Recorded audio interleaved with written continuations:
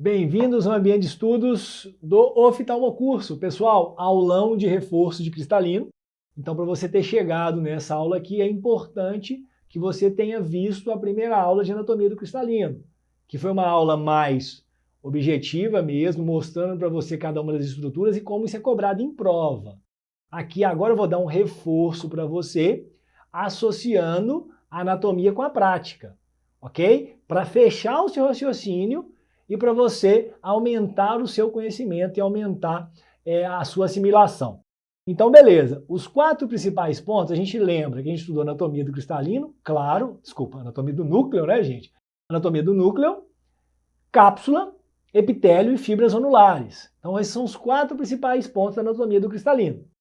Vamos entrar primeiro, então, na anatomia do núcleo. Na hora que a gente fala de anatomia do núcleo, eu tenho que falar para você da classificação da catarata. Então, a catarata senil, ela é classificada por um sistema que chama LOCS. Tá? N0, N1, N2, N3. A cortical vai C1 até C5, né? C, na verdade, são 5 classificações, e a subcapsular posterior são 4, de 0, P1, P2 e P3, de subcapsular posterior. Tá? Então, essa é a classificação que a gente utiliza na vida real, por isso que é anatomia prática. Sérgio, como que você vai associar isso para a gente com a anatomia? Está aqui. Então, o núcleo, né, o núcleo do cristalino está aqui. Ó. Então, a região nuclear.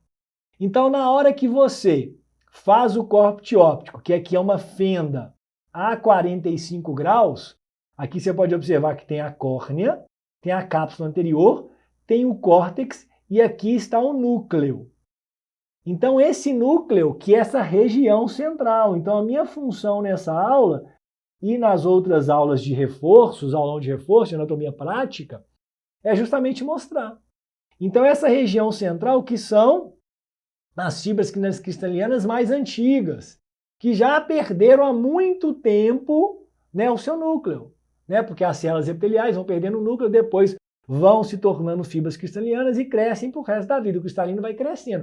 Então, o cristalino da criança é menor e do adulto é maior. Ok? Na hora que eu falo da catarata cortical, você que observa que Sérgio, aqui tem um pouquinho de catarata no núcleo, beleza. Mas o que mais chama a atenção a gente é o córtex. Olha o córtex aqui. Então, essa região em volta do núcleo é a catarata cortical. O que a gente precisa saber para a prática? Quando tem uma catarata cortical, a baixa de visão ela é menor. Ela não perde tanta baixa de visão. Já no paciente aqui, outra característica, a miopização. Então, quando o núcleo começa a opacificar, tem uma catarata nuclear, esse paciente vai chegar para você falando que está enxergando melhor para perto. Ok? Vamos seguir nosso reforço. Essa catarata aqui é a subcapsular posterior. Então, essa é a cápsula posterior, que a gente viu que é a parte mais fina da anatomia do cristalino. Então, você observa córnea, câmara anterior, cápsula anterior, aí tem córtex, núcleo e lá atrás, subcapsular posterior, que é uma catarata que está mais associada com pacientes com diabetes e pacientes com uso de corticoide. Beleza? Ela é observada, se você perguntar na classificação do LOCS, pelo reflexo vermelho. Então, na lâmpada de fenda, usa-se o reflexo vermelho para fazer a classificação da subcapsular posterior. Ok? Então tá aqui, ó, cápsula posterior. Ok, então fechamos a anatomia prática, as cataratas senis. Vamos entrar nas cataratas congênitas para eu mostrar para você qual das regiões que está aparecendo essas cataratas. Então, historicamente, a gente tem também a membranosa, persistência de vítreo primário, mas aqui eu preciso te mostrar 2 categorias. A polar, que tem anterior, que seria como se fosse um cogumelo aqui na cápsula anterior e sobre a cápsula. A polar posterior, que é aqui na cápsula posterior, que tem como se fosse um cogumelo aqui, que nós estamos riscando. Se perguntado para você na prova qual que tem maior chance de RCP com perda de núcleo, é a posterior, porque você imagina, na hora que essa posterior rompe, o núcleo cai aqui para baixo. Se perguntado para você qual que tem maior chance de BAV na criança, é a posterior, porque normalmente ela é maior, ela progride mais com o tempo e ela está mais lá atrás, perto do ponto nodal. Sérgio, Você vai discutir isso no molde cristalino? Não vou. Lá na frente, no molde cristalino, nós vamos voltar nisso. Aqui é um aulão de reforço para eu já trazer um pouquinho da anatomia clínica associada com a prática com a clínica. Aí, gente, a gente tem as cataratas zonulares. A lamelar é uma lamela que tem aqui em volta do núcleo. Então, o núcleo é transparente, o córtex é transparente, a sutura em Y é transparente. Mas a lamelar, que ela é uma das zonulares, o nome é simples, zona, é uma zona do cristalino, tudo é transparente, menos essa lamela em volta do núcleo. Aí a gente tem a nuclear, né, que é uma congênita, a região nuclear do núcleo é opacificada. A sutura em Y, que eu podia ter falado primeiro para vocês, né? É uma sutura em Y aqui na região central, aquela região da sutura em Y lá da embriogênese.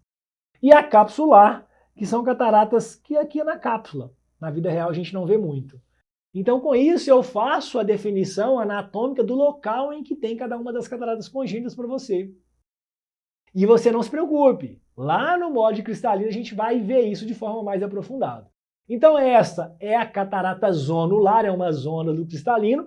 Eu vou comparar aqui para você, que é uma lamela em volta do núcleo. Então, essa lamela... Opa, para aqui, doutor Sérgio. Essa lamela aqui em volta do núcleo, né? 360 graus em volta só do núcleo. A região central do núcleo está transparente. Então você observa aqui córnea, câmara anterior, aqui está a cápsula anterior e lá está o núcleo. Tá bom? É uma lamela em volta do núcleo. A próxima, sutural. Está aqui, é um Y aqui, né? Aqui na região central. Beleza? Qual que é a característica dessa catarata? Essa catarata causa pouca baixa de visão. Então, pouco BAV. É uma catarata que não tem muita indicação cirúrgica, porque a acuidade visual é boa. Toda catarata congênita tem indicação cirúrgica? Não, nem toda. Tá? Só as cataratas congênitas que estão causando BAV que podem levar a ambliopia. Vamos seguir na nossa aula de anatomia prática. Essa é uma catarata polar posterior. Então você observa que ela está aqui no polo posterior, pegando parte da cápsula.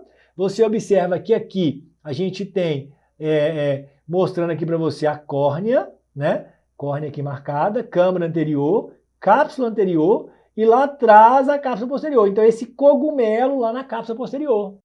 É aquela que progride mais, é aquela que está mais próxima do ponto nodal, é aquela que é mais difícil para a mãe e para o pediatra identificar. Então é aquela que vai causar mais ambliopia e mais BAV. É aquela que pode causar também maior chance de perda de núcleo para dentro do vítreo, porque rompe. E é aquela que você tem que fazer um procedimento que chama hidrodelineação, que é a separação do núcleo do epinúcleo. Mas não se preocupe, você vai ver isso mais à frente. Essa já é a polar anterior. Então está aqui, gente, tá? Esse cogumelozinho aqui, ó, está na cápsula anterior. Então essa é uma catarata polar anterior. 90% dos casos ela é unilateral. Essas informações a mais que eu estou passando para você é só para cumprir tabela. Não se preocupe, aqui o mais importante é a anatomia prática. É fechar o seu raciocínio. Te apresentei já a anatomia. Te apresentei a forma como é cobrada anatomicamente. E aí é a forma que eu tenho de aumentar o seu raciocínio para você lembrar as partes do olho. Vamos falar agora da anatomia da cápsula. A gente sabe que a cápsula do cristalino é anterior e posterior, a parte posterior é mais fina. E a gente viu que essa cápsula ela continua, né, aumentando por toda, ela é produzida por toda a vida. Só que na vida real, igual a gente falou para vocês, mais jovem essa cápsula é mais elástica. Mais idoso essa cápsula é menos elástica, é mais friável. Isso você vê na hora que você faz uma cirurgia de catarata. Se você vai fazer uma cirurgia de catarata num paciente ali com 85, 90 anos, às vezes você vai até, tenta fazer a rex e a rex vai rompendo. Porque essa cápsula é mais friável, ela é mais fina, menos elástica. Isso é questão de prova de anatomia. Vamos falar agora de lenticone anterior. Então, lenticone anterior, que também é questão de prova, é um abaulamento em cone na lente, na parte anterior. Então, se você viu isso na prova, de novo, córnea está aqui, cápsula anterior, e olha para você ver, vem a câmara anterior, Aí vem a cápsula anterior, um abaulamento na parte do cristalino. Então o cristalino vem até aqui. Isso é um lenticone anterior.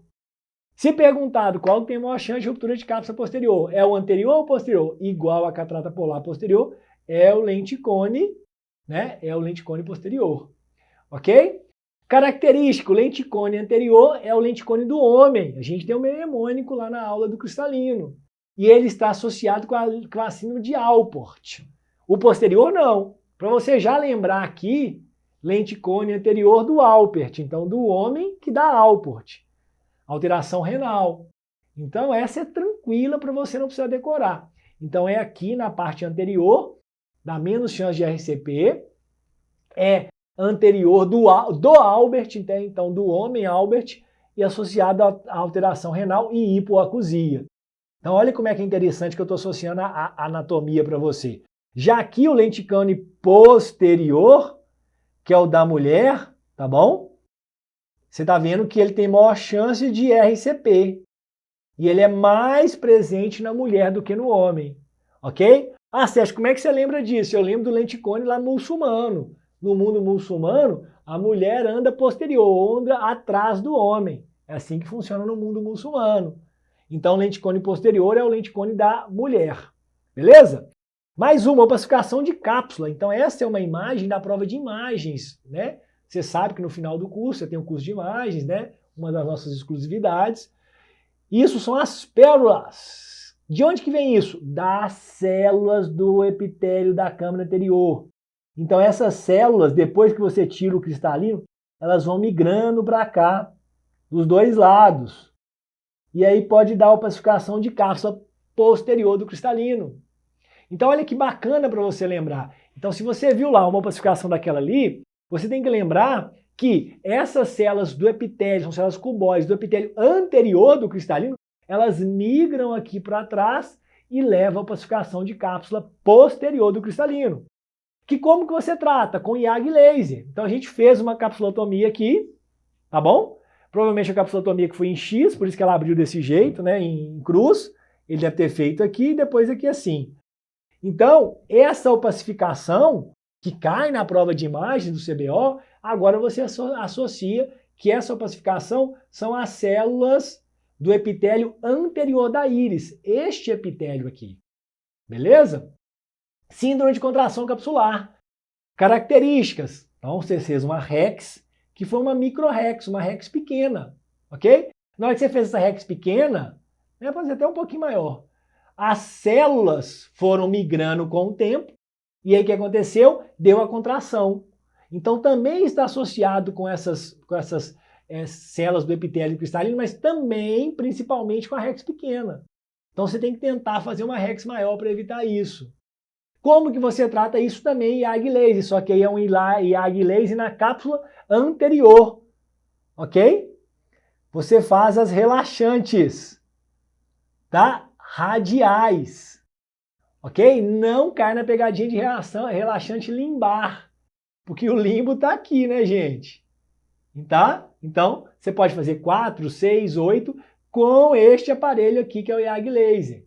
Então, relacionando isso com a cápsula anterior, células do epitélio e uma REX muito pequena. Vamos falar agora da anatomia das fibras anulares. Então, o que as fibras anulares têm a ver com as doenças? Várias. Por exemplo, síndrome de Marfan. Então vamos lembrar da anatomia, as fibras anulares, elas estão aqui, lá nos processos, né, dos ciliares, estão ali do corpo ciliar. Lembrando que o processo ciliar, acho que você ainda não escutou, não estou lembrando agora se já estudou o corpo ciliar, acho que sim. Então os processos ciliares são principalmente vasculares, vem um ramo do corpo ciliar arterial, da artéria ciliar, do anel ciliar da íris, né, o grande arco da íris, me fugiu o nome aqui agora. Ele entra, vai lá para o corpo ciliar, é muito vascularizado. E o epitélio não pigmentado que está nesse corpo ciliar, que são mais ou menos 70, produz um melacoso. E daquela região do corpo ciliar saem as fibras, né, zonulares, que dão sustentação ao cristalino. E elas se ancoram acima, abaixo e no meio, 360 graus. Então, se tiver uma fragilidade zonular, igual aqui, ó, tá bom? Esse cristalino vai subluxando. E o paciente com Marfan, que é o paciente com esclerodactilia, paciente alto, problema cardíaco, defeito no tecido conjuntivo, ele tem uma subluxação bilateral temporal.